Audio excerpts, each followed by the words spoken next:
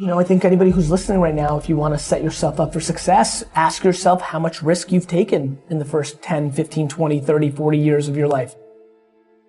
When I started talking about business on Twitter, every single comment in 2009 was, shut your mouth, wine boy, stay in your lane. I'm telling you right now, you want to talk about why so many of you aren't exactly where you want to be? Look deep inside yourself on what your expectations of others are.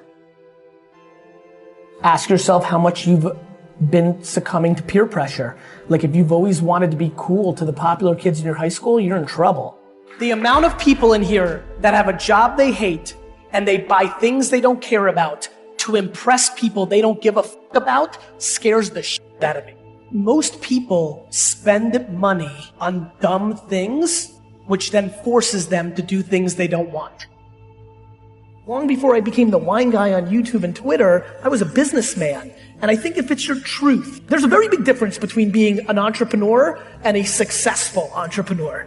I can say that I'm a football player. Doesn't mean I'm going to get paid to do it. And so I think the truth, I think it's unbelievably exciting for me. It feels warm in my heart that the thing that I've seen consistently, analyzing this every second of my breathing day for the last decade, has been whatever your truth may be, as long as it is actually your truth, you will always over-index. And people have told me to not curse on stage. You know, my agents who look like, stop cursing on stage because we're losing so much money. I'm like, I can't. I have to be me, and wherever the chips fall. And I think for everybody, A, it's fun because it's easier. And B, audiences are smart, to your point. You can smell when that person wants to put their agenda through. And so I think the truth, which is a very exciting answer to this question, the truth is undefeated. My friends, accountability, giving with no expectation in return, playing the long game. Every single person's business or ambition will grow exponentially tomorrow if they spend the next 13 years giving away free content forever. Seems super non-natural. When do you monetize? How do you do this? The person that holds the breath the longest wins. Being efficient, executing, shooting for those big goals is predicated on your actions. Do you take an extra long lunch from jury duty to say, you know what, cool, I'm gonna chill and watch YouTube videos? Or do you hustle your face off and try to cram as much in? So many of you that actually want this, have the skills to do this, right? And sometimes once in a while, just need to see a different version of it to understand, right? To me, this is an video, right? Did you mail it in? Did you mail in that 15 minute call got canceled? You had a packed day, 15-hour day. It got canceled. What are you doing in that 15 minutes? And by the way, sometimes those 15 minutes are absolutely worth calling your mom, calling your daughter, FaceTime with your kids. But it's just making every minute count. Every minute has to count. Every minute has to count if you want so much, because you just don't have as many of them as you think. You just don't. Do you know yourself? Or do you aspire to be something you might actually not be? You have the dream, but you have to execute it. And it's just gonna take you time.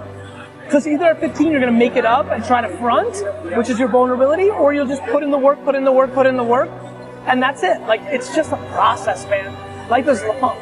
Like, you know, like, just put out the work. We are just completely in this incredible place of unlimited options. I just struggle with people's inability to have perspective on where they sit in opportunity in a 7.7 billion person world. The quickest and easiest way to get to do what you want while paying your bills is to start sacrificing leisure and other things and start focusing on monetizing the thing that you want to do in the future. I used to drag through school. By the time I got to 3:30, I was like dead because I hated it. So you can't put in the hours unless you love it. That's why I believe loving it leads to the most success, because I think somebody else loves what you don't love that you're doing for money. Thus, they'll be more successful because they're gonna do it for 19 hours. Now, there's talent. You may not love singing and you open up your mouth and you sound like Whitney Houston. That's real. You may not love that. There's athletes, absolutely, I know them, who are not passionate about their sport, but they were born 6'10" and very coordinated. So it happens, but I think that's the rarity. I am remarkably stunned by the lack of accountability in our society. Everything wrong at VaynerMedia, anything that ever happens, any piece of content, anything that ever happens in my life, 100% is my fault. And let me tell you what happens with accountability.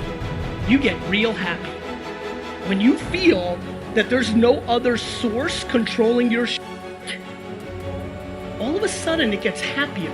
Your ego and your insecurity doesn't want to take the L.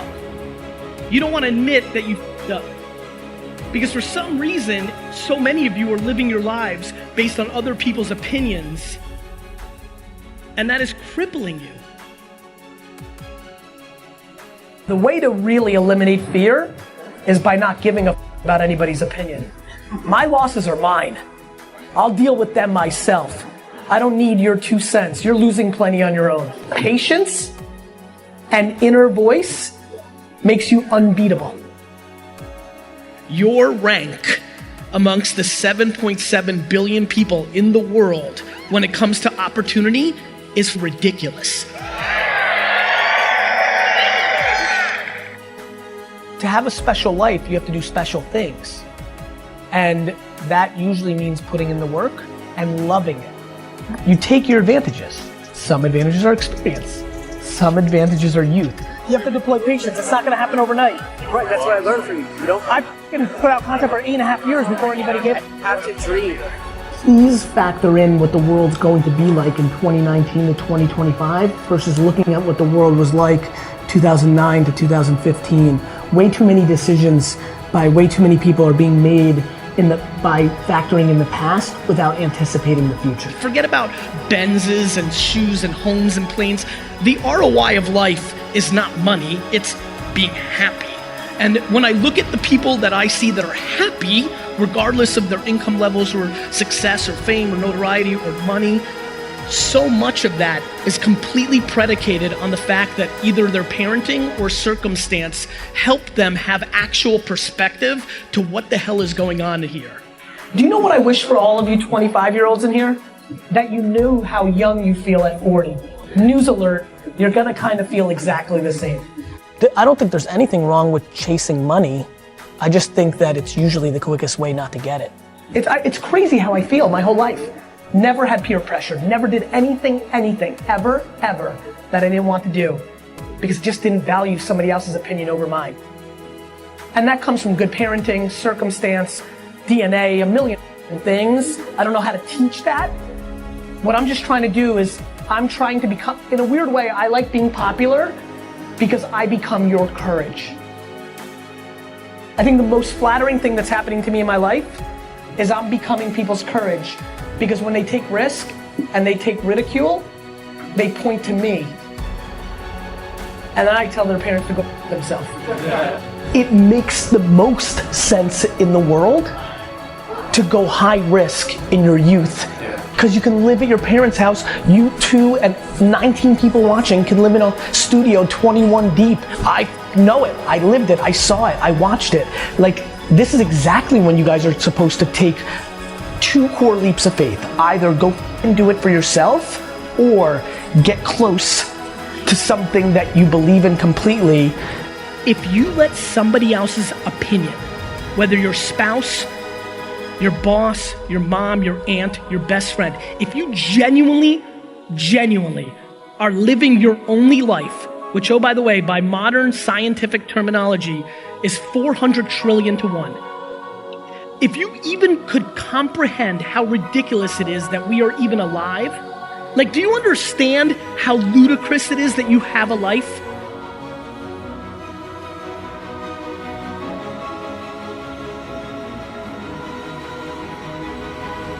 This phone is more powerful technology-wise than the computers that Ronald Reagan had to run the free world. lay in bed from 7 p.m. to 2 in the morning is your gateway to get out of the thing that you complain about, yet we'd rather watch entire seasons of Friends again on Netflix.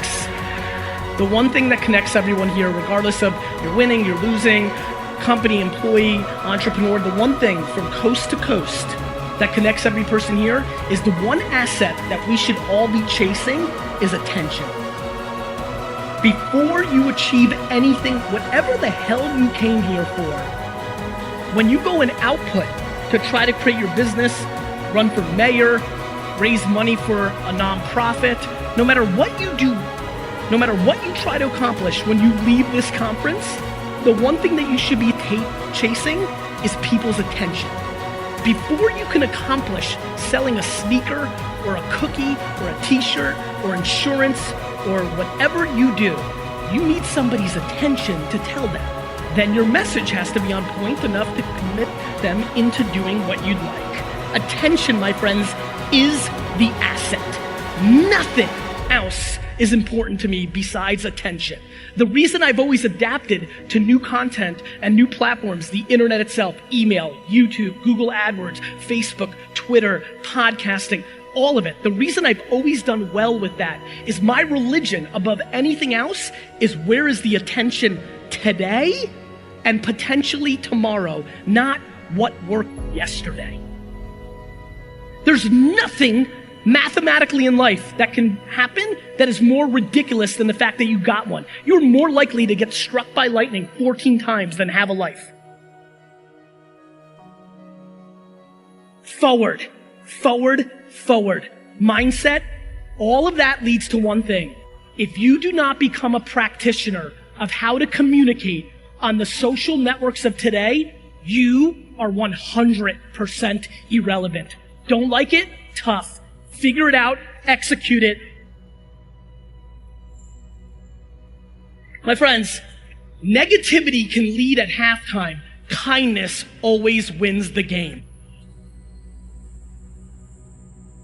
Your life is predicated on when you get real quiet and you can't hear another person's 2 cents. The reason I can work 17 hours a day is because I'm not spending 15 hours a day dwelling or looking back. Faking it till you make it is the great flaw of this generation. Please don't do it. Please stop listening to anybody but yourself. Please eliminate negativity from your life, because if you want to really win, it is absolutely by reinforcing positivity. So get real quiet in here, get real selective about who you're spending time with, and most of all, speak the truth. Do the right thing.